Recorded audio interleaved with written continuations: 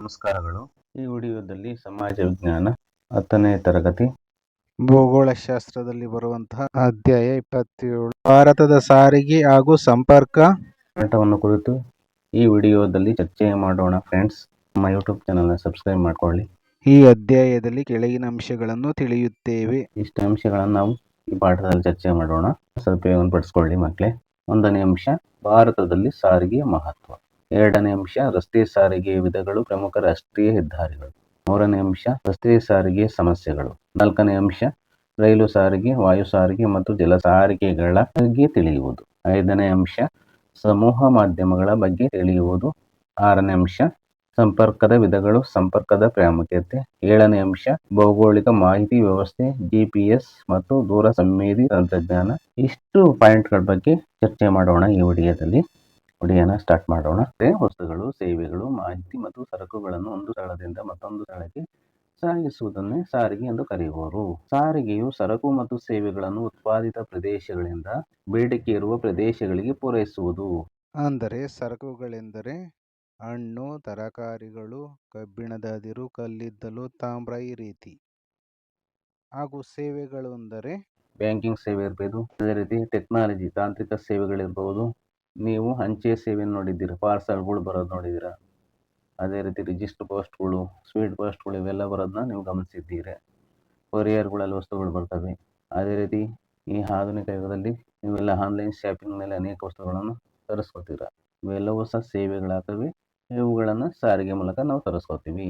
ಸರಕು ಮತ್ತು ಸೇವೆಗಳನ್ನು ಉತ್ಪಾದಿತ ಮತ್ತು ಸೇವೆಗಳು ಉತ್ಪಾದಿಸುವ ಪ್ರದೇಶಗಳಿಂದ ಕೊರತೆ ಇರುವ ಅಂದರೆ ಕಡಿಮೆ ಇರುವಂತಹ ಪ್ರದೇಶಗಳಿಗೆ ಸಾಗಿಸಲ್ಪಟ್ಟು ಬಳಕೆಗೆ ಸಹಾಯಕವಾಗುವುದು. ಸಾರಿಗೆಯು ಆರ್ಥಿಕ ಅಭಿವೃದ್ಧಿಯಲ್ಲಿ ನಿರ್ವಹಿಸುವ ಪಾತ್ರ ಮಹತ್ತರವಾದದ್ದು. ಆರ್ಥಿಕತೆಯ ಮುಖ್ಯ ಕ್ಷೇತ್ರಗಳಾದ ವ್ಯವಸಾಯ, ಕೈಗಾರಿಕೆ, ಗಣಿಗಾರಿಕೆ, ಅರಣ್ಯಗಾರಿಕೆ, ಮೀನುಗಾರಿಕೆ, ಹೈನುಗಾರಿಕೆ ಮೊದಲಾದವುಗಳನ್ನು ಸಾರಿಗೆಯು ಮಾರುಕಟ್ಟೆಗಳೊಡನೆ ಸಂಪರ್ಕಿಸುವುದು. ಇದರಿಂದ ತ್ವರಿತಗತಿಯ ಆರ್ಥಿಕ ಬೆಳವಣಿಗೆಗೆ ಸಾರಿಗೆ ಅಭಿವೃದ್ಧಿಯು ಅಗತ್ಯವಾಗಿದೆ. ಅಂದ್ರೆ ಯಾವುದೇ ದೇಶ ಆಗಿರ್ಬೇಕು, ಆರ್ಥಿಕ ಅಭಿವೃದ್ಧಿಯನ್ನ ಸಾಧಿಸಬೇಕಂದ್ರೆ ಸಾರಿಗೆ, ಟ್ರಾನ್ಸ್ಪೋರ್ಟ್ ಅನ್ನೋದು ಬಹಳ ಮುಖ್ಯವಾದದ್ದು. ಸಾರಿಗೆ ಇಲ್ಲದೆ ಹೋದ್ರೆ ಆರ್ಥಿಕತೆ ಬಿದ್ದೋಗ್ತದೆ. ಆರ್ಥಿಕತೆ ಮುಖ್ಯ ಕ್ಷೇತ್ರಗಳಿದ್ದಾವೆ: ಅಗ್ರಿಕಲ್ಚರ್, ವ್ಯವಸಾಯ, ಕೈಗಾರಿಕೆ, ಇಂಡಸ್ಟ್ರಿಯಲ್, ಗಣಿಗಾರಿಕೆ, ಮೈನಿಂಗ್, ಅರಣ್ಯಗಾರಿಕೆ, ಫಾರೆಸ್ಟ್, ಮೊದಲಾದ ಮೀನುಗಾರಿಕೆ, ಫಿಶರಿಂಗ್, ಹೈನುಗಾರಿಕೆ, ಡೈರಿ ಇವೆಲ್ಲವೂ ಸಹ ಮಾರುಕಟ್ಟೆಗಳೊಡನೆ ಅಂದ್ರೆ ಮಾರ್ಕೆಟ್ಗಳು ಅಂದ್ರೆ ಸಂತೆಗಳೊಡನೆ ಸಾರಿಗೆ ಸಂಪರ್ಕಿಸುತ್ತದೆ. ಅಂದ್ರೆ ಒಂದು ಸ್ಥಳದಿಂದ ಇನ್ನೊಂದು ಸ್ಥಳಕ್ಕೆ ವಸ್ತುಗಳನ್ನ ಸಾಗಿಸಲಾಗ್ತದೆ ಸಾರಿಗೆಯ ಮೂಲಕ. ಇದರಿಂದ ತ್ವರಿತಗತಿ ಅಂದ್ರೆ ಶರವೇಗದಲ್ಲಿ ಆರ್ಥಿಕ ಬೆಳವಣಿಗೆಯಾಗಿ ಜನರ ಜೀವನ ಮಟ್ಟ ಸುಧಾರಿಸುವಲ್ಲಿ ಸಾರಿಗೆ ಅಭಿವೃದ್ಧಿ ಅಗತ್ಯವಾಗಿದೆ. ಸಾರಿಗೆ ವಿಧಗಳ ಬಗ್ಗೆ ತಿಳ್ಕೊಳ್ಳೋಣ. Types of transport. ಸಾರಿಗೆಯಲ್ಲಿ ಮುಖ್ಯವಾಗಿ 4 ಪ್ರಕಾರಗಳಿವೆ. 1 ರಸ್ತೆ ಸಾರಿಗೆ, 2 ರೈಲು ಸಾರಿಗೆ, 3 ಜಲ ಸಾರಿಗೆ, 4 ವಾಯು ಸಾರಿಗೆ. ಮೊದಲಿಗೆ ನಾವು ರಸ್ತೆ ಸಾರಿಗೆ ಬಗ್ಗೆ ಚರ್ಚಿಸೋಣ. Friends, road transport. ಭಾರತದಲ್ಲಿ ಪುರಾತನ ಕಾಲದಿಂದಲೂ ರಸ್ತೆಗಳು ನಿರ್ಮಾಣಗೊಂಡಿವೆ. ಪ್ರಾಚೀನ ಭಾರತದಲ್ಲಿ ಅನೇಕ ರಾಜರುಗಳು ರಸ್ತೆಗಳ ನಿರ್ಮಾಣಕ್ಕೆ ಹೆಚ್ಚು ಪ್ರಾಶಸ್ತ್ಯ ನೀಡಿದ್ದರು. ಪ್ರಾಚೀನ ಕಾಲದಲ್ಲಿ ಭಾರತದಲ್ಲಿ ನಾವು ಗಮನಿಸಿದಾಗ ಪ್ರಾಚೀನ ಭಾರತವನ್ನು ಏಕಚಕ್ರಾಧಿಪತ್ಯಕ್ಕೆ ಒಳಪಡಿಸಿದ ಪುರಾತನ ರಾಜಮನೆತನ ಮೌರ್ಯ ಸಾಮ್ರಾಜ್ಯ. ಅದರ ಶ್ರೇಷ್ಠ ಅರಸ ಅಶೋಕ ಮಹಾಶಯರಾಜನು ರಸ್ತೆಗಳನ್ನ ನಿರ್ಮಾಣ ಮಾಡಿದ. ಅದೇ ರೀತಿ ಮೊಘಲ್ ಸಾಮ್ರಾಜ್ಯದಲ್ಲಿ ಆಳ್ವಿಕೆಯನ್ನು ಮಾಡಿದಂತಹ ಶೇರ್ ಶಾ ಸೂರಿ ಅವನು ಸಹ ಒಳ್ಳೊಳ್ಳೆ ರಸ್ತೆಗಳನ್ನು ಮಾಡಿಸಿದ್ದ. ಬ್ರಿಟಿಷ್ ಕಾಲಕ್ಕೆ ನಾವು ಬಂದಾಗ ಬ್ರಿಟಿಷ್ ಕಾಲದಲ್ಲಿ ರಸ್ತೆಗಳನ್ನ ಅವರ ಅನುಕೂಲಕ್ಕಾಗಿ, ಅವರ ಆಯುಧಗಳನ್ನ ಒಂದು ಸ್ಥಳದಿಂದ ಇನ್ನೊಂದು ಸ್ಥಳಕ್ಕೆ ಸಾಗಿಸುವುದಕ್ಕಾಗಿ ರೋಡ್ಗಳನ್ನ ಅಂದ್ರೆ ರಸ್ತೆಗಳನ್ನ ನಿರ್ಮಾಣ ಮಾಡ್ಕೊಂಡಿದ್ರು, ಅನುಕೂಲಕ್ಕೆ ತಕ್ಕಂತೆ ಮಾಡ್ಕೊಂಡಿದ್ರು. ಭಾರತದಲ್ಲಿ ರಸ್ತೆಗಳ ಪ್ರಾಮುಖ್ಯತೆ. ಭಾರತ ಹಳ್ಳಿಗಳ ದೇಶ ಹಾಗೂ ಕೃಷಿ ಪ್ರಧಾನವಾದ ದೇಶ. ಹಳ್ಳಿಯ ಹಾಗೂ ಕೃಷಿ ಅಭಿವೃದ್ಧಿಗೆ ರಸ್ತೆಗಳ ಅವಶ್ಯಕತೆ ಮುಖ್ಯವಾಗಿದೆ. ರೈತರು ತಾವು ಬೆಳೆದ ಉತ್ಪನ್ನಗಳನ್ನು ಮಾರುಕಟ್ಟೆಗೆ ಒಯ್ಯಲು ಅಂದ್ರೆ ಸಾಗಿಸಲು ರಸ್ತೆಗಳ ಸಹಾಯದಿಂದ ಮಾತ್ರ ಸಾಧ್ಯ. ಹಳ್ಳಿಗಳಿಗೆ ಬೇಕಾದ ಅವಶ್ಯಕ ವಸ್ತುಗಳನ್ನು ಪೂರೈಸಿಕೊಳ್ಳಲು ರಸ್ತೆಗಳು ಸಹಾಯ ಮಾಡುತ್ತವೆ. ರಸ್ತೆ ಸಾರಿಗೆಗಳು ರೈಲು ಸಾರಿಗೆಗೆ ಪೂರಕವಾಗಿವೆ. ಅಂದ್ರೆ ರಸ್ತೆಗಳ ಮೂಲಕ ಲಾರಿಗಳಿಂದ ಅನೇಕ ವಸ್ತುಗಳನ್ನ ರೈಲು ಸಾರಿಗೆ ಗೂಡ್ಸ್ ರೈಲ್ಗೆ ತುಂಬಿ ಕಳಿಸಲಾಗ್ತದೆ. ಸರಕು ಸಾಗಾಣಿಕೆ ರಸ್ತೆ ಮಾರ್ಗಗಳಿಂದ ಸಾಧ್ಯವಾಗಿದೆ. ರಸ್ತೆ ಸಾರಿಗೆ ವಿಧಗಳು. Types of road transport. ರಸ್ತೆ ಸಾರಿಗೆಯನ್ನು ರಾಷ್ಟ್ರೀಯ ಹೆದ್ದಾರಿಗಳು, ರಾಜ್ಯ ಹೆದ್ದಾರಿಗಳು, ಜಿಲ್ಲಾ ರಸ್ತೆಗಳು ಮತ್ತು ಗ್ರಾಮೀಣ ರಸ್ತೆಗಳು ಎಂದು ವರ್ಗೀಕರಿಸಲಾಗಿದೆ. ಈಗ ನಾವು ರಾಷ್ಟ್ರೀಯ ಹೆದ್ದಾರಿಗಳ ಬಗ್ಗೆ ತಿಳ್ಕೊಳ್ಳೋಣ. National highways. ರಾಷ್ಟ್ರೀಯ ಹೆದ್ದಾರಿಗಳು ದೇಶದ ಉದ್ದಗಲಕ್ಕೂ ನಿರ್ಮಿತವಾಗಿರುವ ಮುಖ್ಯ ರಸ್ತೆಗಳಾಗಿವೆ. ರಾಜ್ಯದ ರಾಜಧಾನಿಗಳು, ಪ್ರಧಾನ ಬಂದರುಗಳು ಮತ್ತು ಕೈಗಾರಿಕಾ ನಗರಗಳನ್ನು ರಾಷ್ಟ್ರೀಯ ಹೆದ್ದಾರಿಗಳು ಸಂಪರ್ಕಿಸುತ್ತವೆ. ಇವುಗಳ ನಿರ್ಮಾಣ ಮತ್ತು ನಿರ್ವಹಣೆ ಕೇಂದ್ರ ಸರ್ಕಾರದ ಜವಾಬ್ದಾರಿಯಾಗಿದೆ. ಚಿತ್ರದಲ್ಲಿ ಗಮನಿಸಿ, ರಾಷ್ಟ್ರೀಯ ಹೆದ್ದಾರಿಗಳು ಶ್ರೀನಗರದಿಂದ ಪ್ರಾರಂಭವಾಗಿದ್ದು ಕನ್ಯಾಕುಮಾರಿವರೆಗೆ ಬಂದಿದೆ. ಈ ಕಡೆ ಚೆನ್ನೈನಿಂದ ಪ್ರಾರಂಭವಾಗಿದ್ದು ನೋಡಿ ಎಲ್ಲ ಬಂದಿದೆಯಲ್ಲ, ಈ ಮಾರ್ಕಿನ ಭಾಗ ಇದೆಲ್ಲವೂ ಸಹ ರಾಷ್ಟ್ರೀಯ ಹೆದ್ದಾರಿಗಳಾಗಿದ್ದಾವೆ. ಭಾರತ ಸರ್ಕಾರವು ರಾಷ್ಟ್ರೀಯ ಹೆದ್ದಾರಿಗಳ ನಿರ್ಮಾಣ ಮತ್ತು ನಿರ್ವಹಣೆಗೆ ಭಾರತದ ರಾಷ್ಟ್ರೀಯ ಹೆದ್ದಾರಿ ಪ್ರಾಧಿಕಾರ ಅಂದ್ರೆ NHAI national highways authority of ಇಂಡಿಯಾವನ್ನು 1988ರಲ್ಲಿ ಸ್ಥಾಪಿಸಿದೆ. ಈ ಸಂಸ್ಥೆಯು 1995ರಲ್ಲಿ ಕಾರ್ಯಾರಂಭ ಮಾಡಿತು. ಭಾರತವು ಸುಮಾರು 1,45,240 ಕಿಲೋಮೀಟರ್ ಉದ್ದದ ರಾಷ್ಟ್ರೀಯ ಹೆದ್ದಾರಿಗಳನ್ನು ಒಳಗೊಂಡಿದೆ. ಪ್ರಸ್ತುತ ರಾಷ್ಟ್ರೀಯ ಹೆದ್ದಾರಿ 44 ನ್ಯಾಷನಲ್ ಹೈವೇ 44 ಭಾರತದ ಅತಿ ಉದ್ದವಾದ ರಾಷ್ಟ್ರೀಯ ಹೆದ್ದಾರಿಯಾಗಿದ್ದು 3,745 ಕಿಲೋಮೀಟರ್ ಉದ್ದವಾಗಿದ್ದು ಜಮ್ಮು ಮತ್ತು ಕಾಶ್ಮೀರದ ಶ್ರೀನಗರದಲ್ಲಿ ಆರಂಭವಾಗಿ ತಮಿಳುನಾಡಿನ ಕನ್ಯಾಕುಮಾರಿಯಲ್ಲಿ ಅಂತ್ಯಗೊಳ್ಳುತ್ತದೆ. ಭಾರತದ ಗಡಿ ರಸ್ತೆ ಪ್ರಾಧಿಕಾರ BRO ಅಂದ್ರೆ ಬಾರ್ಡರ್ ರೋಡ್ಸ್ ಆರ್ಗನೈಸೇಷನ್ಸ್. ಭಾರತದ ಗಡಿ ರಸ್ತೆ ಪ್ರಾಧಿಕಾರವು ಜಗತ್ತಿನ ಅತಿ ಎತ್ತರದ ರಸ್ತೆ ಮಾರ್ಗಗಳನ್ನು ಲಡಾಖ್ನ ಉಮ್ಲಿಂಗ್ಲಾ ಕಣಿವೆಯಲ್ಲಿ ನಿರ್ಮಿಸಿದೆ. ಇದು ಸಮುದ್ರ ಮಟ್ಟದಿಂದ 19,024 ಅಡಿ ಎತ್ತರದಲ್ಲಿದೆ. ರಾಷ್ಟ್ರೀಯ ಹೆದ್ದಾರಿ ಅಭಿವೃದ್ಧಿ ಯೋಜನೆ NHDP ಅಂತ ಇಂಗ್ಲಿಷ್ನಲ್ಲಿ ಕರೀತಾರೆ. ಇದರ ವಿಸ್ತೃತ ರೂಪ ನ್ಯಾಷನಲ್ ಹೈವೇ ಡೆವಲಪ್ಮೆಂಟ್ ಪ್ರಾಜೆಕ್ಟ್. ಇದರ ಬಗ್ಗೆ ಚರ್ಚೆ ಮಾಡೋಣ. ಭಾರತದ ಉದ್ದಗಲಕ್ಕೂ ಸುಮಾರು 13,150 ಕಿಲೋಮೀಟರ್ಗಳಷ್ಟು ಉದ್ದದ 4 ಅಥವಾ 6 ಪಥಗಳ ರಾಷ್ಟ್ರೀಯ ಹೆದ್ದಾರಿಗಳನ್ನು ನಿರ್ಮಿಸಲು ಕೇಂದ್ರ ಸರ್ಕಾರ ಜಾರಿಗೊಳಿಸಿದ ಯೋಜನೆ ರಾಷ್ಟ್ರೀಯ ಹೆದ್ದಾರಿ ಅಭಿವೃದ್ಧಿ ಯೋಜನೆ. ಈ ಯೋಜನೆಯು ಸ್ವತಂತ್ರ ಭಾರತದಲ್ಲಿ ಕೈಗೊಂಡ ಅತಿದೊಡ್ಡ ಹಾಗೂ ಮಹತ್ವಾಕಾಂಕ್ಷೆಯ ಮೂಲಭೂತ ಸೌಕರ್ಯ ಯೋಜನೆಯಾಗಿದೆ. 5,846 ಕಿಲೋಮೀಟರ್ ಉದ್ದದ ಸುವರ್ಣ ಚತುಷ್ಕೋನ ಮತ್ತು 7,300 ಕಿಲೋಮೀಟರ್ ಉದ್ದದ ಉತ್ತರ ದಕ್ಷಿಣ ಮತ್ತು ಪೂರ್ವ ಪಶ್ಚಿಮ ಕಾರಿಡಾರ್ ಹೆದ್ದಾರಿಗಳು ರಾಷ್ಟ್ರೀಯ ಹೆದ್ದಾರಿ ಅಭಿವೃದ್ಧಿ ಯೋಜನೆಯ ಭಾಗವಾಗಿದೆ. ಭಾರತದ ಉದ್ದಗಲಕ್ಕೂ ಅಂದರೆ ಭಾರತದಾದ್ಯಂತ 13,150 ಕಿಲೋಮೀಟರ್ಗಳಷ್ಟು ಉದ್ದದ 4 ಅಥವಾ 6 ಪಥಗಳ ರಾಷ್ಟ್ರೀಯ ಹೆದ್ದಾರಿಗಳು ಅಂದರೆ ಎಡಗಡೆ 2 ಬಲಗಡೆ 2 ಇದ್ದು ವಾಹನ ಸಂಚಾರಕ್ಕೆ ಯೋಗ್ಯವಾಗಿರುವುದನ್ನು 4 ಪಥ ಅಂತ ಕರಿತೀವಿ. ಅದೇ ರೀತಿ ಎಡಗಡೆ 3 ಬಲಭಾಗದಲ್ಲಿ 3 ರಸ್ತೆಗಳನ್ನು ನಿರ್ಮಾಣ ಮಾಡಿರುವುದಕ್ಕೆ 6 ಪಥ ಅಂತ ಕರಿತೀವಿ. ಇಂತಹ ರಾಷ್ಟ್ರೀಯ ಹೆದ್ದಾರಿಗಳನ್ನು ಕೇಂದ್ರ ಸರ್ಕಾರ ನಿರ್ಮಾಣ ಮಾಡಿದೆ. ಇಂತಹ ಯೋಜನೆ ರಾಷ್ಟ್ರೀಯ ಹೆದ್ದಾರಿ ಅಭಿವೃದ್ಧಿ ಯೋಜನೆಯಾಗಿದೆ. ಸ್ವತಂತ್ರ ಭಾರತದಲ್ಲಿ 1947 ಆಗಸ್ಟ್ 15ರ ನಂತರ ಭಾರತದಲ್ಲಿ ಕೈಗೊಂಡಂತಹ ಅತಿ ದೊಡ್ಡ ಹಾಗೂ ಮಹತ್ವಾಕಾಂಕ್ಷೆಯ ಎಲ್ಲ ಆಸೆ ಆಕಾಂಕ್ಷೆಗಳನ್ನು ಇಟ್ಟುಕೊಂಡಿರುವಂತಹ ಮೂಲಭೂತ ಸೌಕರ್ಯ ಯೋಜನೆಯಾಗಿದೆ. ರಸ್ತೆಗಳಲ್ಲಿ ಎಲ್ಲ ಮೂಲಭೂತ ಸೌಕರ್ಯಗಳು ಇರ್ತವೆ. 5,846 ಕಿಲೋಮೀಟರ್ ಉದ್ದದ ಸುವರ್ಣ ಚತುಷ್ಕೋನ ಇದ್ರ ಬಗ್ಗೆ ತಿಳ್ಕೊಳ್ಳೋಣ. ಸುವರ್ಣ ಚತುಷ್ಕೋನ ರಾಷ್ಟ್ರೀಯ ಹೆದ್ದಾರಿಯು 5,846 ಕಿಲೋಮೀಟರ್ ಉದ್ದವಾಗಿದೆ ಮತ್ತು 7,300 ಕಿಲೋಮೀಟರ್ ಉದ್ದದ ಉತ್ತರ ದಕ್ಷಿಣ ಮತ್ತು ಪೂರ್ವ ಪಶ್ಚಿಮ ಕಾರಿಡಾರ್ ಹೆದ್ದಾರಿಗಳು ರಾಷ್ಟ್ರೀಯ ಹೆದ್ದಾರಿ ಅಭಿವೃದ್ಧಿ ಯೋಜನೆಯ ಭಾಗವಾಗಿದೆ. 1ನೇದು ಸುವರ್ಣ ಚತುಷ್ಕೋನ ಹೆದ್ದಾರಿಗಳು.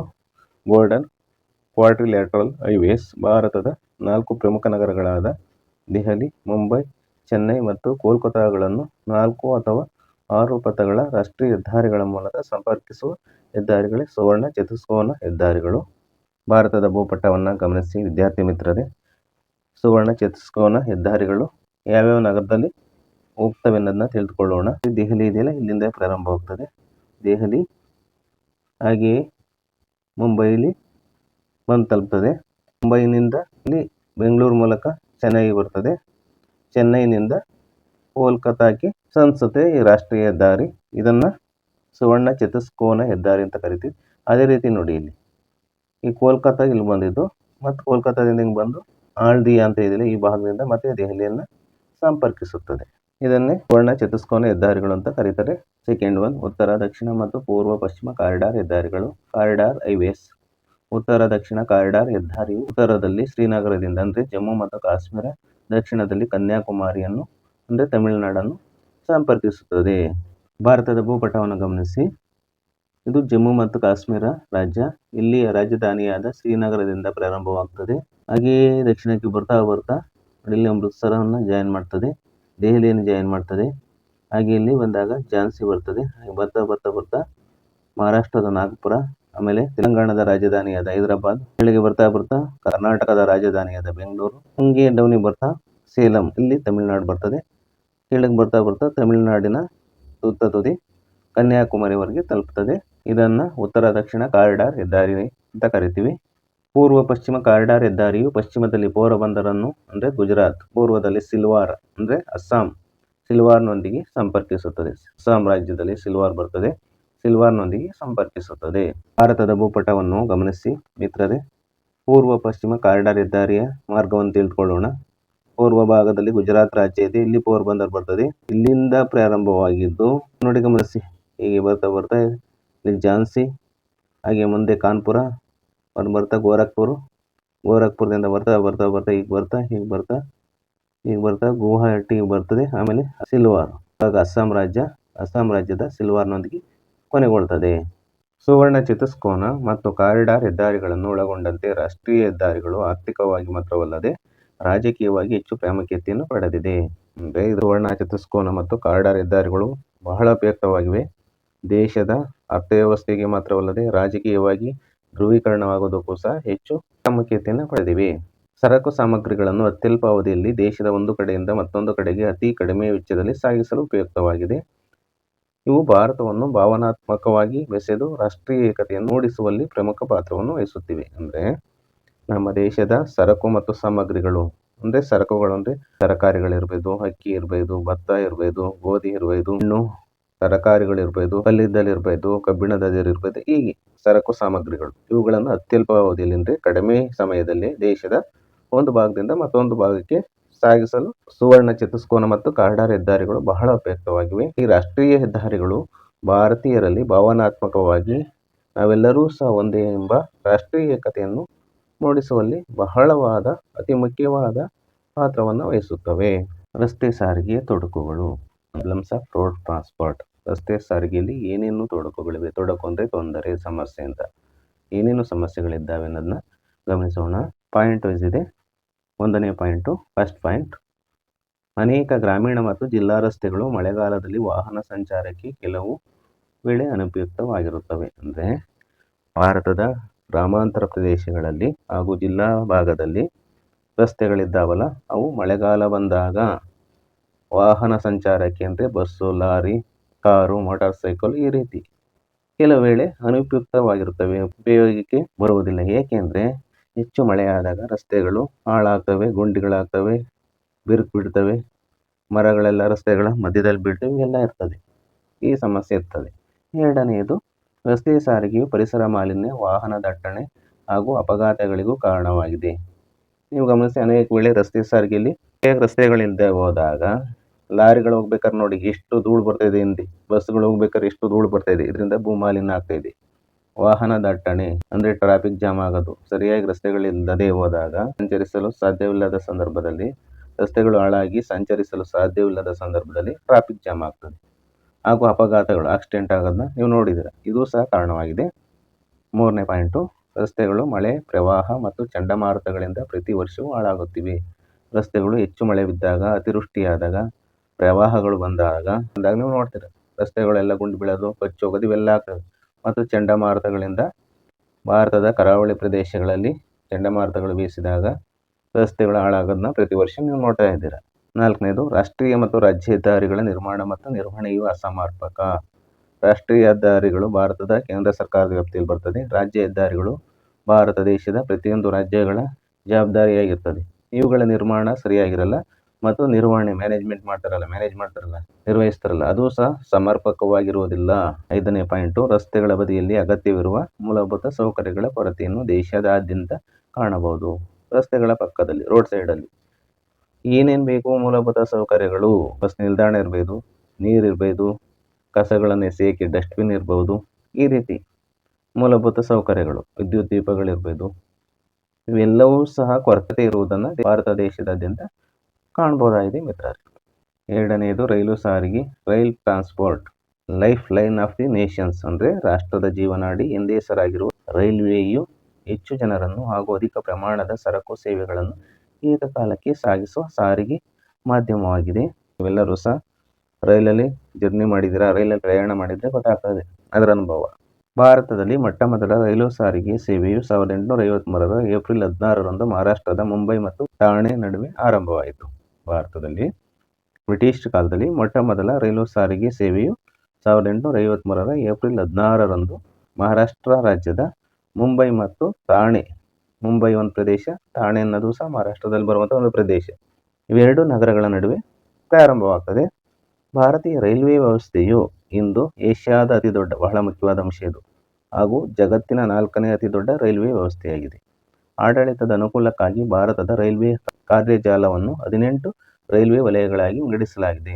ನಮ್ಮ ದೇಶದಲ್ಲಿ ರೈಲ್ವೆ ವ್ಯವಸ್ಥೆ ಬಹಳ ದೊಡ್ಡ ವ್ಯವಸ್ಥೆಯಾಗಿದೆ. ಅದರಿಂದ ಇದರ ವ್ಯವಸ್ಥೆಯನ್ನು ಸಮರ್ಪಕವಾಗಿ ನಿರ್ವಹಿಸಲು 18 ರೈಲ್ವೆ ವಲಯಗಳನ್ನಾಗಿ ಡಿವೈಡ್ ಮಾಡಲಾಗಿದೆ. ಈಗ 19 ಆಗಿದ್ದಾವೆ.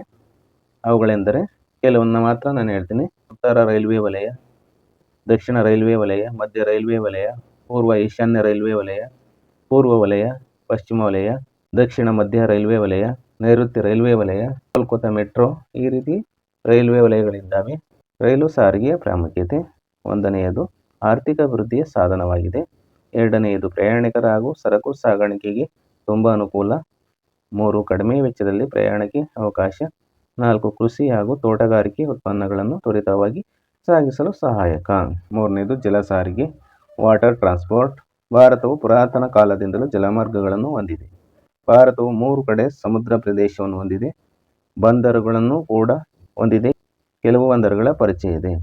ನಮ್ಮ ದೇಶ ಪುರಾತನ ಕಾಲದಿಂದಲೂ, ಪ್ರಾಚೀನ ಕಾಲದಿಂದಲೂ ಜಲಮಾರ್ಗ ಅಂದರೆ ನೀರಿನ ರಸ್ತೆ ಅಂತ, ಜಲಮಾರ್ಗಗಳನ್ನು ಹೊಂದಿದೆ. ಭಾರತವು 3 ಕಡೆ ಸಮುದ್ರ ಪ್ರದೇಶವನ್ನು ಹೊಂದಿದೆ. ಬಂದರುಗಳನ್ನು ಕೂಡ ಹೊಂದಿದೆ. ಕೆಲವು ಬಂದರುಗಳ ಪರಿಚಯ ನಿಂತಿದೆ. ಭಾರತದ ಭೂಪಟವನ್ನು ಗಮನಿಸಿ. ಭಾರತದ 3 ಭಾಗಗಳಲ್ಲಿ ಸಮುದ್ರ ಮಾರ್ಗವಿದೆ. ಅದು ಈ ಭಾಗ ಎಲ್ಲ ಸಮುದ್ರ ಮಾರ್ಗ, ಅರಬ್ಬಿ ಸಮುದ್ರ ಇದೆ. ಈ ಕಡೆ ಕೆಳಭಾಗದಲ್ಲಿ ಹಿಂದೂ ಮಹಾಸಾಗರ ಇದೆ. ಈ ಕಡೆ ಬಂದಾಗ ಬಂಗಾಳ ಕೊಲ್ಲಿ ಇದೆ. ಇಷ್ಟು ಸಮುದ್ರ ಮಾರ್ಗಗಳನ್ನು ಭಾರತ 3 ಕಡೆ ಹೊಂದಿದೆ. ಇದರಲ್ಲಿರುವಂತಹ ಬಂದರುಗಳನ್ನು ತಿಳಿದುಕೊಳ್ಳೋಣ. ಬಂದರು ಅಂದರೆ ಹಡಗು ನಿಲ್ಲುವಂಥ ಸ್ಥಳ. ಭಾರತದ ಪ್ರಮುಖ ಬಂದರುಗಳು: ಕಾಂಡ್ಲಾ, ಇದು ಗುಜರಾತಿನ ಕಚ್ ಕಾರ್ಯ ಶಿರುವ ಭಾಗದಲ್ಲಿದೆ.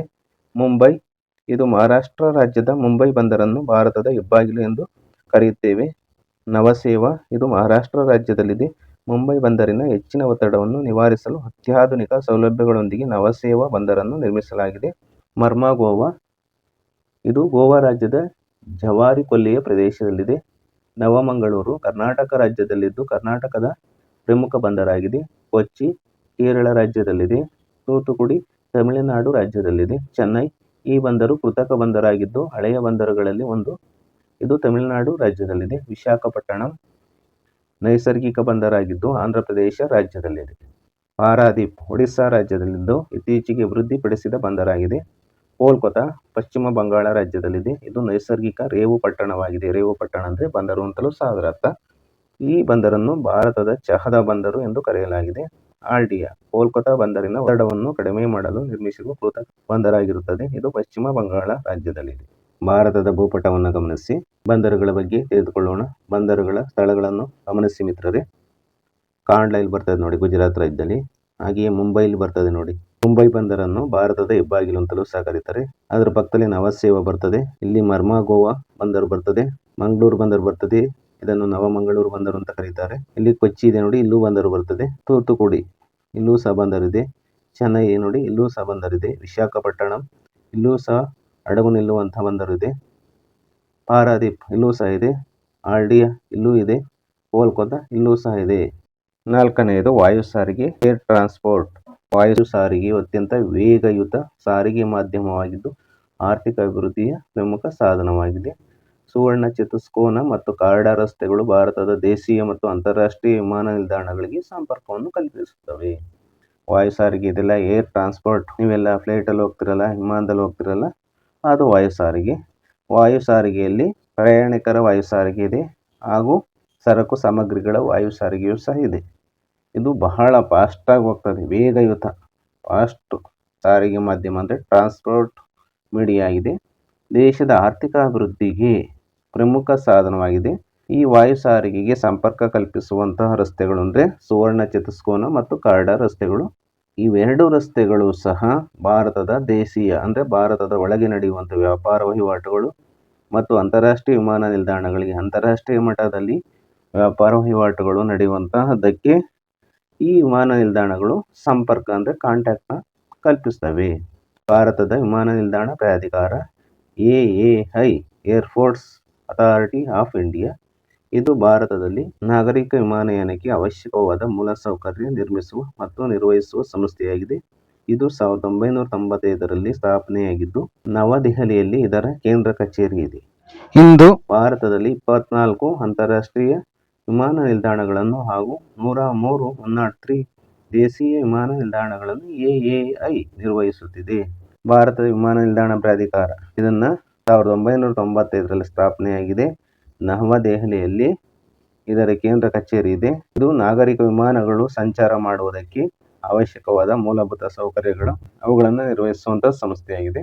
ಭಾರತ ದೇಶದಲ್ಲಿ 24 ಅಂತಾರಾಷ್ಟ್ರೀಯ ವಿಮಾನ ನಿಲ್ದಾಣಗಳಿದ್ದಾವೆ ಹಾಗೂ 103 ದೇಶೀಯ ಅಂದರೆ ಭಾರತದ ಒಳಗಡೆ ಸಂಚರಿಸುವಂಥ ವಿಮಾನ ನಿಲ್ದಾಣಗಳು ಭಾರತದಲ್ಲಿದ್ದಾವೆ. ಭಾರತದ ಒಳಗೆ ಪ್ರಯಾಣ ಮಾಡುವಂತಹ ವಾಯು ಸಾರಿಗೆ ವಿಮಾನ ನಿಲ್ದಾಣಗಳು 103 ಆಗಿದ್ದಾವೆ. ಇವುಗಳೆಲ್ಲವುಗಳನ್ನು ನಿರ್ವಹಿಸುವುದು ಭಾರತದ ವಿಮಾನ ನಿಲ್ದಾಣ ಪ್ರಾಧಿಕಾರ ಅಂದರೆ AAI. ವಿಮಾನ ನಿಲ್ದಾಣಗಳ ಹೆಸರುಗಳನ್ನು ತಿಳಿದುಕೊಳ್ಳೋಣ. ಕ್ರಮ ಸಂಖ್ಯೆ: ವಿಮಾನ ನಿಲ್ದಾಣದ ಹೆಸರು, ಸ್ಥಳ: 1 ಇಂದಿರಾ ಗಾಂಧಿ ಅಂತಾರಾಷ್ಟ್ರೀಯ ವಿಮಾನ ನಿಲ್ದಾಣ, ನವದೆಹಲಿ. 2 ಛತ್ರಪತಿ ಶಿವಾಜಿ ಮಹಾರಾಜ್ ಅಂತಾರಾಷ್ಟ್ರೀಯ ವಿಮಾನ ನಿಲ್ದಾಣ, ಮುಂಬೈ. 3 ನೇತಾಜಿ ಸುಭಾಷ್ ಚಂದ್ರ ಬೋಸ್ ಅಂತಾರಾಷ್ಟ್ರೀಯ ವಿಮಾನ ನಿಲ್ದಾಣ, ಕೋಲ್ಕತ್ತಾ. 4 ಚೆನ್ನೈ ಅಂತಾರಾಷ್ಟ್ರೀಯ ವಿಮಾನ ನಿಲ್ದಾಣ, ಚೆನ್ನೈ. 5 ಕೆಂಪೇಗೌಡ ಅಂತಾರಾಷ್ಟ್ರೀಯ ವಿಮಾನ ನಿಲ್ದಾಣ, ಬೆಂಗಳೂರು, ದೇವನಹಳ್ಳಿ. 6 ಮಂಗಳೂರು ಅಂತಾರಾಷ್ಟ್ರೀಯ ವಿಮಾನ ನಿಲ್ದಾಣ, ಮಂಗಳೂರು. ಕರ್ನಾಟಕದಲ್ಲಿ 2 ಅಂತಾರಾಷ್ಟ್ರೀಯ ವಿಮಾನ ನಿಲ್ದಾಣಗಳಿದ್ದಾವೆ, ಗಮನಿಸಿ. ಕೆಂಪೇಗೌಡ ಅಂತಾರಾಷ್ಟ್ರೀಯ ವಿಮಾನ ನಿಲ್ದಾಣ ಹಾಗೂ ಮಂಗಳೂರು ಅಂತಾರಾಷ್ಟ್ರೀಯ ವಿಮಾನ ನಿಲ್ದಾಣ. 7 ಸರ್ದಾರ್ ವಲ್ಲಭಭಾಯಿ ಪಟೇಲ್ ಅಂತಾರಾಷ್ಟ್ರೀಯ ವಿಮಾನ ನಿಲ್ದಾಣ, ಅಹಮದಾಬಾದ್. 8 ಲೋಕಪ್ರಿಯ ಗೋಪಿನಾಥ್ ಬಾರ್ಡೋಲಿ ಅಂತಾರಾಷ್ಟ್ರೀಯ ವಿಮಾನ ನಿಲ್ದಾಣ, ಗುವಾಹಟಿ. 9 ಚೌಧರಿ ಚರಣ್ ಸಿಂಗ್ ಅಂತಾರಾಷ್ಟ್ರೀಯ ವಿಮಾನ ನಿಲ್ದಾಣ, ಲಕ್ನೋ. 10 ರಾಜೀವ್ ಗಾಂಧಿ ಅಂತಾರಾಷ್ಟ್ರೀಯ ವಿಮಾನ ನಿಲ್ದಾಣ, ಹೈದರಾಬಾದ್. 11 ಮನೋಹರ್ ಅಂತಾರಾಷ್ಟ್ರೀಯ ವಿಮಾನ ನಿಲ್ದಾಣ, ಮೋಪಾ, ಇದು ಗೋವಾದಲ್ಲಿ ಬರ್ತದೆ. 12 ಮಹರ್ಷಿ ವಾಲ್ಮೀಕಿ ಅಂತಾರಾಷ್ಟ್ರೀಯ ವಿಮಾನ ನಿಲ್ದಾಣ, ಅಯೋಧ್ಯೆ. ಫ್ರೆಂಡ್ಸ್, ಭಾರತದ ಭೂಪಟವನ್ನು ಗಮನಿಸಿ. ಭಾರತದ ಅಂತಾರಾಷ್ಟ್ರೀಯ ವಿಮಾನ ನಿಲ್ದಾಣಗಳು ಎಲ್ಲೆಲ್ಲಿ ಬರ್ತವೆ ಅನ್ನೋದನ್ನ ನಾವು ಈಗ ಭಾರತದ ಮ್ಯಾಪಲ್ಲಿ ನೋಡೋಣ. ನವದೆಹಲಿಯಲ್ಲಿ ಬರ್ತದೆ, ಮುಂಬೈ ಬರ್ತದೆ, ಗೋವಾದಲ್ಲೂ ಬರ್ತದೆ, ಬೆಂಗಳೂರಲ್ಲಿ ಬರ್ತದೆ, ಮಂಗಳೂರಲ್ಲಿ ಬರ್ತದೆ, ಚೆನ್ನೈಲಿ ಬರ್ತದೆ, ಹೈದರಾಬಾದಲ್ಲಿ ಬರ್ತದೆ, ಕೋಲ್ಕತ್ತಾದಲ್ಲಿ ಬರ್ತದೆ, ಅಹಮದಾಬಾದಲ್ಲಿ ಬರ್ತದೆ, ಗುವಾಹಟಿಲಿ ಬರ್ತದೆ, ಲಕ್ನೋ ಬರ್ತದೆ, ಲಕ್ನೋದಲ್ಲೂ ಸಹ ಬರ್ತದೆ. ಈ ರೀತಿ ಭಾರತದಲ್ಲಿ ಅಂತಾರಾಷ್ಟ್ರೀಯ ವಿಮಾನ ನಿಲ್ದಾಣಗಳಿದ್ದಾವೆ. ಸಂಪರ್ಕ, ಇದರ ಬಗ್ಗೆ ಚರ್ಚೆ ಮಾಡೋಣ ಪ್ರಿಯ ವಿದ್ಯಾರ್ಥಿ ಮಿತ್ರರೇ. ಭಾರತದಲ್ಲಿ ಸಂಪರ್ಕ ವ್ಯವಸ್ಥೆ, ಸಂಪರ್ಕ ಅಂದ್ರೇನು ಅದ್ರ ಬಗ್ಗೆ ತಿಳಿದುಕೊಳ್ಳೋಣ. ಇಂದು ಹಲವಾರು ಸಂಪರ್ಕ ಮಾಧ್ಯಮಗಳು ರೂಢಿಯಲ್ಲಿದ್ದು ವಿವಿಧ ದೇಶಗಳ ಜನರೊಡನೆ ಸುಲಭವಾಗಿ ಸಂಪರ್ಕಿಸಬಹುದು. ಈಗ ಎಲ್ಲಾ ಜನರನ್ನು ತಲುಪುವ ಸಂಪರ್ಕ ಮಾಧ್ಯಮವೇ ಸಮೂಹ ಮಾಧ್ಯಮ. ಸಾಂಪ್ರದಾಯಿಕ ವೃತ್ತಪತ್ರಿಕೆ, ರೇಡಿಯೋಗಳಲ್ಲದೆ ವಿದ್ಯುನ್ಮಾನ ತಾಂತ್ರಿಕ ಸಾಧನಗಳ ಸಂಪರ್ಕದ ಜಾಲವು ಭಾರತದಲ್ಲಿ ವಿಸ್ತೃತವಾಗಿ ಹಂಚಿಕೆಯಾಗಿದ್ದು ಇಂದು ಮಹತ್ತರವಾದ ಕಾರ್ಯವನ್ನು ನಿರ್ವಹಿಸುತ್ತಿದೆ. ಸಂಪರ್ಕ, ಇದ್ರ ಬಗ್ಗೆ ನಾವು ತಿಳಿಯೋದಾದ್ರೆ ನೋಡೋದಾದ್ರೆ ಸಂಪರ್ಕ ಮಾಧ್ಯಮಗಳು ಹಂಗಂದ್ರೆ ಏನು ಅನ್ನೋದನ್ನ ನಾವು ತಿಳ್ಕೊಳ್ಳೋದಾದ್ರೆ, ವಿವಿಧ ಪ್ರದೇಶಗಳ ಜನರೊಡನೆ ಸುಲಭವಾಗಿ ಸಂಪರ್ಕಿಸಬಹುದು. ಈಗ ಎಲ್ಲಾ ಜನರನ್ನು ತಲುಪುವ ಸಂಪರ್ಕ ಮಾಧ್ಯಮವೇ ಸಮೂಹ ಮಾಧ್ಯಮ. ನಾವು ವಿವಿಧ ಪ್ರದೇಶ, ಒಂದು ರಾಷ್ಟ್ರ ಇರಬಹುದು, ಅದೇ ರೀತಿ ದೇಶಗಳ ನಡುವೆ ಜನರೊಡನೆ ನಾವು ಸುಲಭವಾಗಿ, ಬಹಳ ಈಸಿಯಾಗಿ ಅವರೊಡನೆ ನಾವು ಕಮ್ಯುನಿಕೇಶನ್ ಮಾಡಬಹುದು. ಈಗ ಎಲ್ಲಾ ಜನರನ್ನು ತಲುಪುವಂತಹ ಸಂಪರ್ಕ ಮಾಧ್ಯಮ, ಅದನ್ನೇ ನಾವು ಸಮೂಹ ಮಾಧ್ಯಮ ಅಂತ ಕರಿತೀವಿ. ಹಾಗಾದ್ರೆ ಸಮೂಹ ಮಾಧ್ಯಮಗಳಲ್ಲಿ ಸಾಂಪ್ರದಾಯಿಕ ಸಮೂಹ ಮಾಧ್ಯಮಗಳು, ಅಸಾಂಪ್ರದಾಯಿಕ ಸಮೂಹ ಮಾಧ್ಯಮಗಳು ಅಂತಲೂ ಸಹ ಇದ್ದಾವೆ. ಸಾಂಪ್ರದಾಯಿಕ ಸಮೂಹ ಮಾಧ್ಯಮಗಳೆಂದ್ರೆ ವೃತ್ತಪತ್ರಿಕೆ, ನ್ಯೂಸ್ ಪೇಪರ್ ನೋಡ್ತಿರಲ್ಲ, ವೃತ್ತಪತ್ರಿಕೆಯಲ್ಲಿ ಪ್ರಪಂಚದ ಎಲ್ಲಾ ಆಗುಹೋಗುಗಳು, ವಿದ್ಯಮಾನಗಳೆಲ್ಲ ಪ್ರಕಟಗೊಂಡಿರ್ತವೆ, ನೀವು ಅದನ್ನು ಗಮನಿಸುತ್ತೀರ. ರೇಡಿಯೋಗಳಲ್ಲದೆ ಹಿಂದೆ ರೇಡಿಯೋ ಬಹಳ ಪ್ರಸಿದ್ಧಿಯನ್ನು ಪಡೆದಿತ್ತು. ರೇಡಿಯೋದಲ್ಲಿ ಬರುವಂತಹ ವಾರ್ತಾ ಪ್ರಸಾರ ಇರಬಹುದು, ಪ್ರದೇಶ ಸಮಾಚಾರ ಇರಬಹುದು, ಅಥವಾ ನಿಮ್ಮ ಮೆಚ್ಚಿನ ಚಿತ್ರಗೀತೆಗಳಿರ್ಬೋದು, ಬಹಳ ಜನರನ್ನು ಆಕರ್ಷಿಸಿತು. ಅದಲ್ಲದೆ ವಿದ್ಯುನ್ಮಾನ ತಾಂತ್ರಿಕ ಸಾಧನಗಳ ಸಂಪರ್ಕದ ಜಾಲವು ಭಾರತದಲ್ಲಿ ವಿಸ್ತೃತವಾಗಿ ಹಂಚಿಕೆಯಾಗಿದ್ದು ಇಂದು ಮಹತ್ತರವಾದ ಕಾರ್ಯವನ್ನು ನಿರ್ವಹಿಸುತ್ತಿದೆ. ವಿದ್ಯುನ್ಮಾನ ತಾಂತ್ರಿಕ ಸಾಧನಗಳು, ಅಂತರ್ಜಾಲ ಅಂದ್ರೆ ಇಂಟರ್ನೆಟ್ ಇರಬಹುದು, ಅದೇ ರೀತಿ ಇಮೇಲು, ಜಿಮೇಲು, ಟೆಲಿಗ್ರಾಫ್, ಹೀಗೆ ಅನೇಕ ವಿದ್ಯುನ್ಮಾನ ತಾಂತ್ರಿಕ ಸಾಧನಗಳಿದ್ದಾವೆ. ಇತ್ತೀಚೆಗೆ ಸೋಷಿಯಲ್ ಮೀಡಿಯಾ ಅಂತೀವಲ್ಲ, ಸಾಮಾಜಿಕ ಮಾಧ್ಯಮಗಳು, ಅವುಗಳು ಬಹಳ ಸಂಪರ್ಕವನ್ನು ಸಾಧಿಸ್ತಾ ಇದ್ದಾವೆ. ಟ್ವಿಟ್ಟರ್ ಇರಬಹುದು, ವಾಟ್ಸಪ್ ಇರಬಹುದು, ಈ ರೀತಿ ಸಂಪರ್ಕ ಮಾಧ್ಯಮಗಳು. ಸಂಪರ್ಕ ಮಾಧ್ಯಮಗಳು ವಿದ್ಯುನ್ಮಾನ ತಂತ್ರಜ್ಞಾನದ ಅಭಿವೃದ್ಧಿಯಿಂದಾಗಿ ಇಂದು ಹಲವಾರು ಸಂಪರ್ಕ ಮಾಧ್ಯಮಗಳು ರೂಢಿಗೆ ಬಂದಿವೆ. ಸಾಂಪ್ರದಾಯಿಕ ವಾಹನಗಳಾದ ಅಂಚೆ ಮತ್ತು ವೃತ್ತಪತ್ರಿಕೆಗಳ ಜೊತೆಗೆ ರೇಡಿಯೋ, ದೂರದರ್ಶನ, ಕೃತಕ ಉಪಗ್ರಹಗಳು, ಕಂಪ್ಯೂಟರ್ ಜಾಲ, ಅಂತರ್ಜಾಲ, ಇಮೇಲ್, ಸಂಚಾರಿ ದೂರವಾಣಿಗಳು ಮೊದಲಾದವುಗಳು ಇಂದು ಸಂಪರ್ಕದ ಪ್ರಧಾನ ಮಾಧ್ಯಮಗಳಾಗಿವೆ. ಇವತ್ತಿನ ಆಧುನಿಕ ಪ್ರಪಂಚದಲ್ಲಿ ವಿದ್ಯುನ್ಮಾನ ತಂತ್ರಜ್ಞಾನ, ಎಲೆಕ್ಟ್ರಾನಿಕ್ ಟೆಕ್ನಾಲಜಿ ಬಹಳ ಪ್ರಸಿದ್ಧಿಯನ್ನು ಪಡೆದಿದೆ, ಡೆವಲಪ್ ಆಗಿದೆ. ಇದರಲ್ಲಿ ಹಲವಾರು ಸಂಪರ್ಕ ಮಾಧ್ಯಮಗಳು ಪ್ರಪಂಚದಾದ್ಯಂತ ಬಳಕೆಯಲ್ಲಿವೆ. ಸಾಂಪ್ರದಾಯಿಕ ವಿಧಾನಗಳಿದ್ದು ಹಿಂದೆ ಅಂಚೆ ಮತ್ತು ವೃತ್ತಪತ್ರಿಕೆಗಳ ಜೊತೆಗೆ ರೇಡಿಯೋ ಇತ್ತು. ದೂರದರ್ಶನ ಅಂದರೆ ಟಿವಿ, ಟೆಲಿವಿಷನ್, ಕೃತಕ ಉಪಗ್ರಹಗಳು, ಇವುಗಳನ್ನು ಪ್ರಪಂಚದ ಹಲವು ದೇಶಗಳು ಉಡಾವಣೆಯನ್ನು ಮಾಡಿ ಅನೇಕ ಉಪಯೋಗಗಳನ್ನು ಪಡೆದುಕೊಳ್ತಾ ಇದ್ದಾವೆ. ಇವತ್ತಿನ ವಿದ್ಯುನ್ಮಾನ ತಂತ್ರಜ್ಞಾನ ಇಷ್ಟೊಂದು ಅಭಿವೃದ್ಧಿಯಾಗಿದೆ ಅಂದರೆ ಅದಕ್ಕೆ ಕಾರಣ ಕೃತಕ ಉಪಗ್ರಹಗಳು, ಕಂಪ್ಯೂಟರ್ ಜಾಲ. ನೀವು ಗಣಕಯಂತ್ರದ ಜಾಲ ಬಂಧವನ್ನು ನೋಡಿದ್ದೀರಾ. ವರ್ಲ್ಡ್ ವೈಡ್ ಇರುವಂತಹದ್ದನ್ನ ಅಂತರ್ಜಾಲ, ಇಂಟರ್ನೆಟ್, ಇಮೇಲ್, ಎಲೆಕ್ಟ್ರಾನಿಕ್ ಮೇಲ್, ಕನ್ನಡದಲ್ಲಿ ಇದನ್ನು ಮಿಂಚಂಚೆ ಅಂತ ಕರೀತಾರೆ. ಸಂಚಾರಿ ದೂರವಾಣಿಗಳು, ಮೊಬೈಲ್ಗಳು ಮೊದಲಾದವುಗಳು ಇನ್ನೂ ಅನೇಕ ಸಂಪರ್ಕ ಸಾಧನದ ಪ್ರಧಾನ ಮಾಧ್ಯಮಗಳಿದ್ದಾವೆ. ಅವುಗಳೆಂದರೆ ವಾಟ್ಸಾಪ್ ಇರಬಹುದು, ಫೇಸ್ಬುಕ್ ಇರಬಹುದು, ಇನ್ಸ್ಟಾಗ್ರಾಮ್ ಇರಬಹುದು, ಟ್ವಿಟರ್, ಈಗ ಅದು ಎಕ್ಸ್ ಆಗಿದೆ, IMO ಇರಬಹುದು. ಈ ರೀತಿ ಅನೇಕ ಸಂಪರ್ಕ ಮಾಧ್ಯಮಗಳನ್ನು ನಾವು ನೋಡಬಹುದಾಗಿದೆ. ಹಾಗಾದ್ರೆ ಸಂಪರ್ಕ ಮಾಧ್ಯಮದ ಪ್ರಾಮುಖ್ಯತೆ, ಸಂಪರ್ಕದ ಪ್ರಾಮುಖ್ಯತೆ ಏನು ಅನ್ನೋದನ್ನ ಗಮನಿಸಿದರೆ ಇಲ್ಲಿ ಪಾಯಿಂಟ್ ವೈಸ್ ಇದೆ ನೋಡಿ ಪ್ರಾಮುಖ್ಯತೆ. 1ನೇ ಪಾಯಿಂಟು, ಸಂಪರ್ಕ ಮಾಧ್ಯಮಗಳು ದೇಶದ ಜನರಿಗೆ ವಿವಿಧ ಪ್ರದೇಶಗಳ ಆಗುಹೋಗುಗಳನ್ನು ತಿಳಿಯಲು ಅಗತ್ಯವಾಗಿದೆ. ಅಂದ್ರೆ ಸಂಪರ್ಕ ಮಾಧ್ಯಮಗಳು ಒಂದು ದೇಶದಲ್ಲಿ ವಾಸಿಸುತ್ತಿರುವಂತಹ ಜನರಿಗೆ ವಿವಿಧ ಪ್ರದೇಶಗಳ, ಅಂದ್ರೆ ಒಂದು ಪ್ರದೇಶದಿಂದ ಇನ್ನೊಂದು ಪ್ರದೇಶದಲ್ಲಿ ಏನಾಗ್ತಿದೆ, ಆಗುಹೋಗುಗಳು ಏನಾಗುತ್ತಿದೆ, ಅಲ್ಲಿ ಏನು ನಡೆಯುತ್ತಿದೆ ಅನ್ನೋದನ್ನ ತಿಳಿಯಲು ಅಗತ್ಯವಾಗಿದೆ. 2ನೇದು, ಸರ್ಕಾರದ ನೀತಿ ನಿಯಮಗಳನ್ನು ತಿಳಿಯಪಡಿಸಿ ಅದರ ಬಗ್ಗೆ ತಿಳುವಳಿಕೆಯನ್ನು ಮೂಡಿಸಬಹುದು. ಒಂದು ಆಳುವಂತಹ ಆಡಳಿತ ಸರ್ಕಾರ ಇರ್ತದೆ, ಅದು ಜನರಿಗೆ ಏನು ನೀತಿಯನ್ನ ರೂಪಿಸಿದೆ, ಆ ಸರ್ಕಾರದ ನಿಲುವುಗಳೇನು, ನಿಯಮಗಳೇನು ಅನ್ನೋದನ್ನ ತಿಳಿಯಪಡಿಸುತ್ತದೆ ಹಾಗೂ ಅದರ ಬಗ್ಗೆ ತಿಳುವಳಿಕೆಯನ್ನ ಮೂಡಿಸಬಹುದು ಈ ಸಂಪರ್ಕ ಮಾಧ್ಯಮಗಳ ಮುಖಾಂತರವಾಗಿ.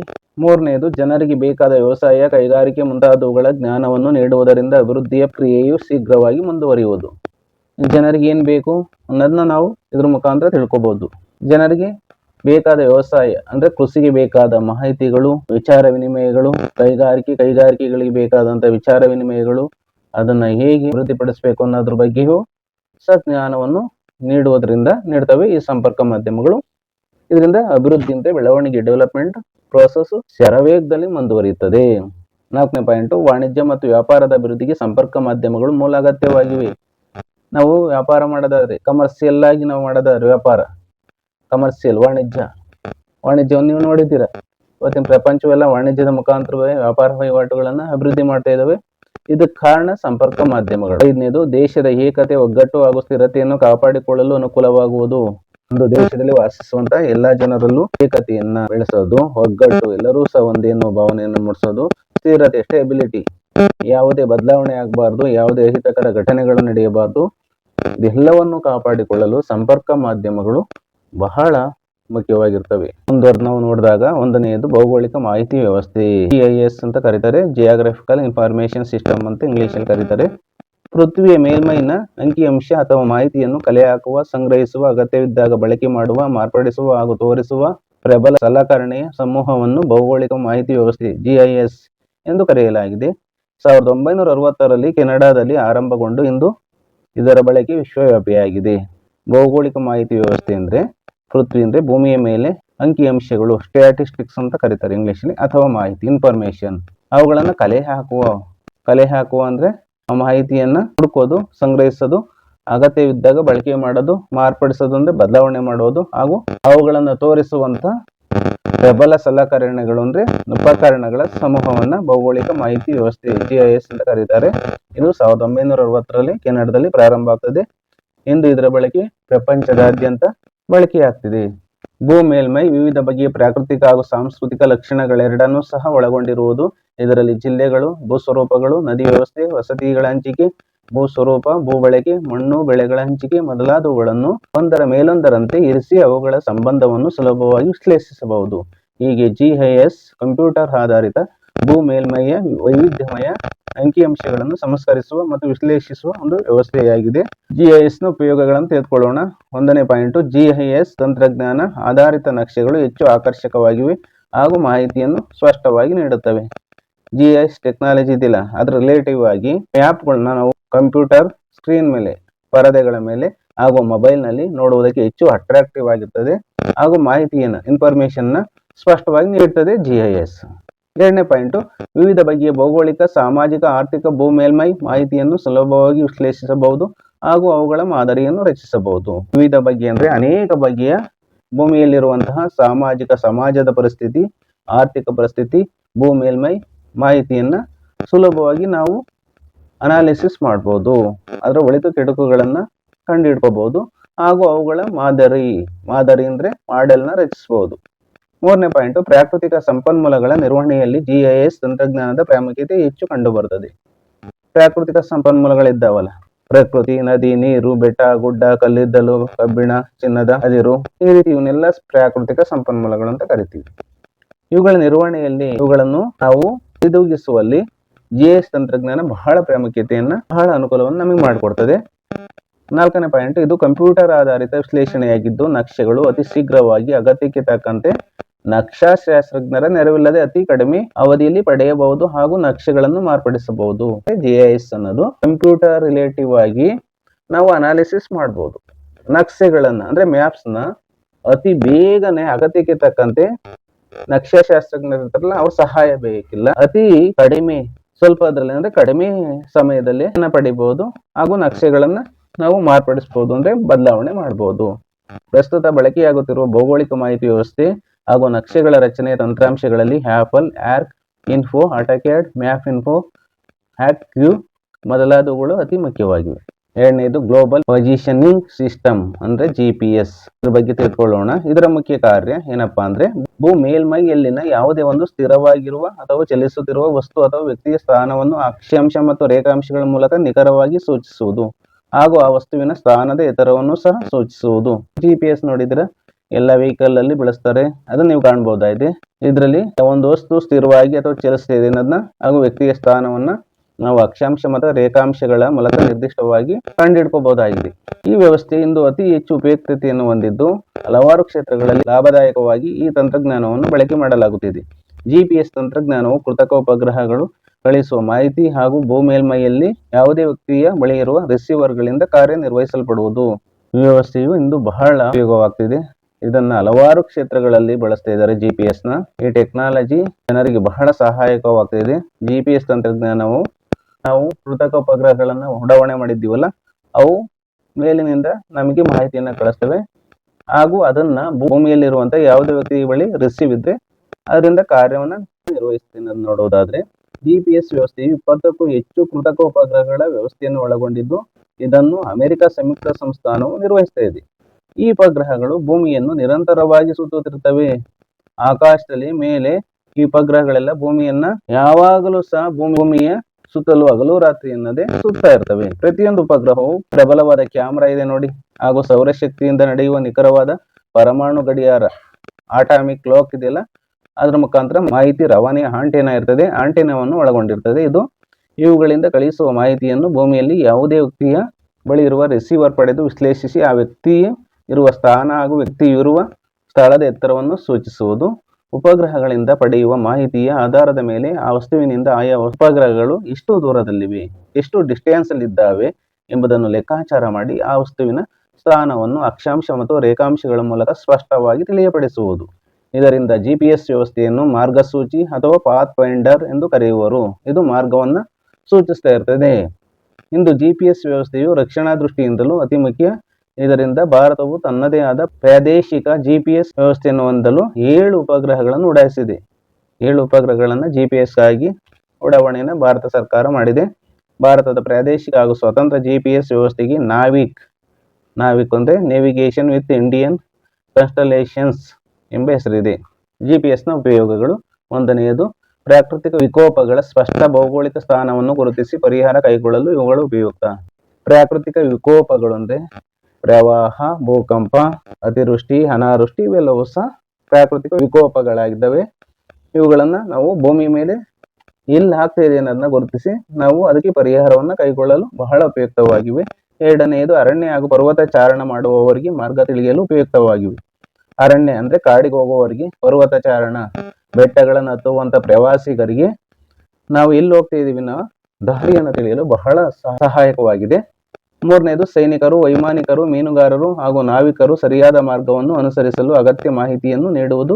ಇಂದು ಸಾರಿಗೆ ನಿರ್ವಹಣೆಯಲ್ಲೂ ಇದರ ಬಳಕೆ ಹೆಚ್ಚಾಗಿದೆ.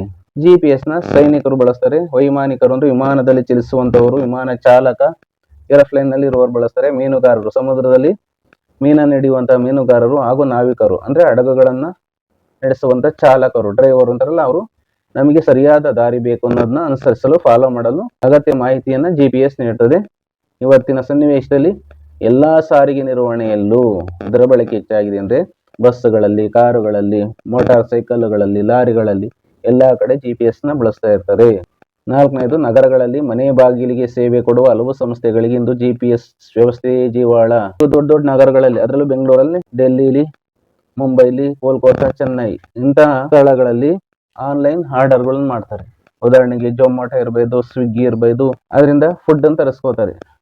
ಮನೆ ಬಾಗಿಲಿಗೆ ಸೇವೆಯನ್ನು ಒದಗಿಸ್ತಿದೆ. ಉದಾಹರಣೆಗೆ ಫ್ಲಿಪ್ಕಾರ್ಟ್ ಇರಬಹುದು, ಅಮೆಝಾನ್ ಇರಬಹುದು, ಅಲ್ಲಿಂದ ವಸ್ತುಗಳನ್ನ ನಾವು ಮೊಬೈಲ್ ಅಲ್ಲಿ ಅಥವಾ ಕಂಪ್ಯೂಟರ್ ಅಲ್ಲಿ ಇಂಟರ್ನೆಟ್ ಮುಖಾಂತರ ಬುಕ್ ಮಾಡಿದ್ರೆ ಮನೆಗೆ ಅವರು ವಸ್ತುಗಳನ್ನು ತಂದುಕೊಡ್ತಾರೆ. ಇದನ್ನೇ ಮನೆ ಬಾಗಿಲಿಗೆ ಸೇವೆ ಅಂತ ಕರೀತಾರೆ. 5ನೇ ಪಾಯಿಂಟ್, ಮ್ಯಾಪ್ ನಂತ ವ್ಯವಸ್ಥೆಗಳು GPS ವ್ಯವಸ್ಥೆ ಬಳಸಿ ದಾರಿ ತೋರಿಸುತ್ತವೆ. ನೀವು ಕಂಪ್ಯೂಟರ್ ಸ್ಕ್ರೀನ್ ಮೇಲೆ ಅಥವಾ ಮೊಬೈಲ್ಗಳಲ್ಲಿ ಗೂಗಲ್ ಆ್ಯಪ್ ಇರೋದನ್ನ ನೋಡಿದಿರ. ಗೂಗಲ್ ಆ್ಯಪ್ ನಲ್ಲಿ ಗೂಗಲ್ ಮ್ಯಾಪ್ ಬರ್ತದೆ. ಆ ವ್ಯವಸ್ಥೆಗಳು GPS ವ್ಯವಸ್ಥೆ ಬಳಸಿ ದಾರಿ ತೋರಿಸುತ್ತದೆ. ನೀವು ಉದಾಹರಣೆಗೆ ಒಂದು ಪ್ರದೇಶಕ್ಕೆ ಹೋಗ್ಬೇಕು ಅಂದ್ರೆ ಆ ಪ್ರದೇಶ ನಿಮಗೆ ಗೊತ್ತಿರಲ್ಲ. ಈಗ ನೀವು ಗೂಗಲ್ಗೆ ಹೋಗಿ ಗೂಗಲ್ ಮ್ಯಾಪ್ ಅನ್ನ ಬಳಸ್ಕೊಂಡು ಅಲ್ಲಿನ ಪ್ರದೇಶದ ಹೆಸರನ್ನು, ಲೊಕೇಶನ್ ಹಾಕಿದ್ರೆ ಅದು ದಾರಿ ತೋರಿಸ್ತದೆ. ಕೆಲವು ವೇಳೆ ಅದು ತಪ್ಪು ದಾರಿಯನ್ನು ಸಹ ತೋರಿಸ್ತದೆ. ನೀವು ಎಚ್ಚರ ವಹಿಸಬೇಕಾಗ್ತದೆ. ಮೂರನೆಯದು, ಥರ್ಡ್ ಒನ್, ದೂರ ಸಂವೇದಿ ತಂತ್ರಜ್ಞಾನ, ರಿಮೋಟ್ ಸೆನ್ಸಿಂಗ್ ಟೆಕ್ನಾಲಜಿ. ಭೂ ಮೇಲ್ಮೈಗೆ ಸಂಬಂಧಿಸಿದ ಅಂಕಿಅಂಶಗಳ ಸಂಗ್ರಹಣೆಯಲ್ಲಿ ಇಂದು ಬಳಕೆಯಲ್ಲಿರುವ ಆಧುನಿಕ ತಂತ್ರಜ್ಞಾನಗಳಲ್ಲಿ ದೂರ ಸಂವೇದಿ ತಂತ್ರಜ್ಞಾನ ಅತಿ ಮುಖ್ಯವಾದುದು. ವಸ್ತುಗಳನ್ನು ಭೌತಿಕವಾಗಿ ನಾವು ಆ ವಸ್ತುವನ್ನ ಟಚ್ ಮಾಡದೆ ದೂರದಿಂದಲೇ ಅವುಗಳಿಗೆ ಸಂಬಂಧಿಸಿದ ಮಾಹಿತಿ ಸಂಗ್ರಹಣೆಯನ್ನು ದೂರ ಸಂವೇದಿ ತಂತ್ರಜ್ಞಾನ ಅಂದ್ರೆ ರಿಮೋಟ್ ಸೆನ್ಸಿಂಗ್ ಟೆಕ್ನಾಲಜಿ ಎಂದು ಕರೆಯುವರು. ವೈಮಾನಿಕ ಚಿತ್ರಗಳು ಅಂದ್ರೆ ಆಕಾಶದಲ್ಲಿ ನಮಗೆ ಸಿಗುವಂತ ಚಿತ್ರಗಳು, ವಿಮಾನದಲ್ಲಿ ಸಿಗುವಂತ ಚಿತ್ರಗಳು ಹಾಗೂ ಉಪಗ್ರಹಗಳಿಂದ ಪಡೆದ ಚಿತ್ರಗಳು ದೂರ ಸಂವೇದಿ ಚಿತ್ರಗಳಾಗಿವೆ. ಇದರ ಉಪಯೋಗಗಳು: ಒಂದನೆಯದು, ಈ ಚಿತ್ರಗಳಿಂದ ಆ ಕಾಲದ ಅವಧಿಯಲ್ಲಿನ ನೈಜ ಹಾಗೂ ನಂಬಲರ್ಹವಾದ ಸ್ಪಷ್ಟ ಮಾಹಿತಿ ದೊರೆಯುವುದು. ಅಂದ್ರೆ ಉಪಗ್ರಹಗಳಿಂದ ಪಡೆದ ಚಿತ್ರಗಳಿರ್ತಾವಲ್ಲ, ಅವನ್ನ ಆ ಅವಧಿಯಲ್ಲಿ ನೈಜ ಅಂದ್ರೆ ನಿಜವಾಗಿ ಹಾಗೂ ನಾವು ನಂಬಿಕೆಗೆ ಒಳಗಾದಂತ ಆದಂತ ಮಾಹಿತಿಯನ್ನ ಕೊಡ್ತಾವವು. ಎರಡನೆಯದು, ಇದು ಭೂಮೇಲ್ಮೈನ ಸರ್ವೇಕ್ಷಣೆಗಿಂತ ಅತಿ ಶೀಘ್ರ, ಅಲ್ಪಾವಧಿ ಹಾಗೂ ಕಡಿಮೆ ವೆಚ್ಚದ ಮಾಹಿತಿಯ ಸಂಗ್ರಹಣೆಯ ವಿಧಾನವಾಗಿದೆ. ಭೂಮಿ ಮೇಲೆ ಸರ್ವೆ ಮಾಡ್ತೀವಲ್ಲ, ಅದಕ್ಕಿಂತಲೂ ಸಹ ಅತಿ ಶೀಘ್ರ, ಬೇಗನೆ, ಅಲ್ಪಾವಧಿ, ಕಡಿಮೆ ಅವಧಿಯಲ್ಲಿ ಹಾಗೂ ಕಡಿಮೆ ವೆಚ್ಚ, ಹಣದ ವೆಚ್ಚವೂ ಸಹ ಕಡಿಮೆ ಇರ್ತದೆ. ಇದರಿಂದ ಮಾಹಿತಿಯನ್ನ ನಾವು ಸಂಗ್ರಹಿಸಬಹುದಾದಂತ ವಿಧಾನವಾಗಿದೆ. ಮೂರನೆಯದು, ಇದರಿಂದ ಪಡೆಯುವ ಮಾಹಿತಿಯನ್ನು ಸುಲಭವಾಗಿ ಕಂಪ್ಯೂಟರ್ಗಳಿಂದ ವಿಶ್ಲೇಷಿಸಬಹುದು. ನಾವು ದೂರ ಸಂವೇದಿ ತಂತ್ರಜ್ಞಾನದಿಂದ ಪಡಿತೀವಲ್ಲ ಮಾಹಿತಿ, ಅದನ್ನ ಈಸಿಯಾಗಿ ಕಂಪ್ಯೂಟರ್ ಸ್ಕ್ರೀನ್ ಮೇಲೆ ನಾವು ಅನಾಲಿಸಿಸ್ ಮಾಡಬಹುದು. ನಾಲ್ಕನೆಯದು, ಹವಾಮಾನದ ವೈಪರೀತ್ಯ ಹಾಗೂ ಭೂಮೇಲ್ಮೈ ಅಡಚಣೆಗಳಿದ್ದರೂ ದೂರ ಸಂವೇದಿ ಚಿತ್ರಗಳನ್ನು ಉಪಗ್ರಹಗಳಿಂದ ಪಡೆಯಬಹುದು. ಹವಾಮಾನ, ಕ್ಲೈಮೇಟ್, ವಾಯುಗುಣ ಅಂತೀವಲ್ಲ, ಅದು ಕಾಲ ಬದಲಾವಣೆ ಆದ್ರೂ ಸಹ, ವೈಪರೀತ್ಯವಾದ್ರೂ ಸಹ ಹಾಗೂ ಭೂಮಿಯ ಮೇಲೆ ಅನೇಕ ತೊಂದರೆಗಳಿದ್ರೂ ಸಹ ಈ ದೂರ ಸಂವೇದಿ ತಂತ್ರಜ್ಞಾನದಿಂದ ನಾವು ಉಪಗ್ರಹಗಳಿಂದ ಚಿತ್ರಗಳನ್ನು ಪಡೆಯಬಹುದು. ಯಾವುದೇ ತೊಂದರೆ ಆಗಲ್ಲ. 5ನೇದು, ಚಂಡಮಾರುತ, ಬಿರುಗಾಳಿ, ಪ್ರವಾಹ, ಬರಗಾಲ ಮೊದಲಾದ ನೈಸರ್ಗಿಕ ವಿಕೋಪಗಳಿಗೆ ತುತ್ತಾದ ಪ್ರದೇಶಗಳು ಹಾಗೂ ಅವುಗಳ ಅನಾಹುತಗಳ ತೀವ್ರತೆ ಅಧ್ಯಯನಗಳಿಗೆ ದೂರ ಸಂವೇದಿ ಚಿತ್ರಗಳು ಅತ್ಯಂತ ಉಪಯುಕ್ತವಾಗಿವೆ. ಚಂಡಮಾರುತ ಬರ್ಬೋದು, ನೀವು ಚಂಡಮಾರುತ ನೋಡ್ತಿರಲ್ಲ, ಸಮುದ್ರದೊಳಗೆ ಬೀಸುತ್ತೆ. ಬಿರುಗಾಳಿ, ಸ್ಟಾರ್ಮ್ಸ್, ಪ್ರವಾಹ, ಅತಿಯಾದ ಮಳೆ ಬಂದಾಗ ಪ್ರವಾಹ ಉಂಟಾಗ್ತದೆ. ಬರಗಾಲ, ಮಳೆ ಬರ್ದೇ ಇದ್ದಾಗ ಬರಗಾಲ, ಕ್ಷಾಮ ಬರ್ತದೆ. ಮೊದಲಾದ ನೈಸರ್ಗಿಕ ವಿಕೋಪಗಳು ಅಂದ್ರೆ ಆಪತ್ತುಗಳಿಗೆ ಒಳಗಾದ ಪ್ರದೇಶಗಳು ಮತ್ತು ಅವುಗಳ ಅನಾಹುತಗಳ ಎಷ್ಟಾಗಿದೆ ಅನಾಹುತ ಅನ್ನೋದನ್ನ ನಾವು ಅದನ್ನ ಸ್ಟಡಿ ಮಾಡಕ್ಕೆ, ಅಧ್ಯಯನ ಮಾಡಕ್ಕೆ ಈ ದೂರ ಸಂವೇದಿ ಚಿತ್ರಗಳು ಬಹಳ ಅನುಕೂಲವಾಗಿವೆ. 6ನೇ ಪಾಯಿಂಟು, ಉಪಗ್ರಹ ಚಿತ್ರಗಳು ಭೂಬಳಕೆ, ಅರಣ್ಯ ಪ್ರದೇಶ, ಜಲರಾಶಿಗಳು, ವಸತಿ ಪ್ರದೇಶಗಳು, ಬೆಳೆಗಳ ಹಂಚಿಕೆ, ಭೂಸವೆತ, ಖನಿಜ ನಿಕ್ಷೇಪಗಳು ಮುಂತಾದ ಪ್ರಾಕೃತಿಕ ಸಂಪನ್ಮೂಲಗಳ ವಿಶ್ಲೇಷಣೆಯಲ್ಲಿ ಅತ್ಯಂತ ಮಹತ್ತರವಾದ ಪಾತ್ರ ವಹಿಸುತ್ತವೆ. ಉಪಗ್ರಹಗಳ ಚಿತ್ರಗಳಿಂದ ಭೂಮಿಯನ್ನು ಬಳಸ್ತೀವಲ್ಲ, ಅರಣ್ಯ ಪ್ರದೇಶಗಳಲ್ಲಿ ಜಲರಾಶಿ, ನೀರಿನ ರಾಶಿ, ವಸತಿ ಪ್ರದೇಶ, ಜನವಾಸ ಮಾಡುವಂತಹ ಸ್ಥಳಗಳು, ಬೆಳೆಗಳು ಯಾವ ಪ್ರದೇಶದಲ್ಲಿ ಹೇಗೆ ಹಂಚಿಕೆಯಾಗಿದೆ, ಭೂಮಿ ಎಲ್ಲೆಲ್ಲಿ ಸವಿತೆ ಇದೆ, ಎಲ್ಲೆಲ್ಲಿ ಖನಿಜದ ನಿಕ್ಷೇಪಗಳು ಇದ್ದಾವೆ ಅಂದ್ರೆ ಕಬ್ಬಿಣದ ಅದರಲ್ಲಿದೆ, ಚಿನ್ನದ ಅದರಲ್ಲಿದೆ, ಸತುವಿನ ಅದರಲ್ಲಿದೆ ಅನ್ನೋದನ್ನ ತಿಳಿಯೋದಕ್ಕೆ ಪ್ರಾಕೃತಿಕ ಸಂಪನ್ಮೂಲಗಳನ್ನು ನಾವು ಅನಾಲಿಸಿಸ್ ಮಾಡುವಲ್ಲಿ ಇದು ಬಹಳವಾದ ಪಾತ್ರವನ್ನು ವಹಿಸುತ್ತದೆ.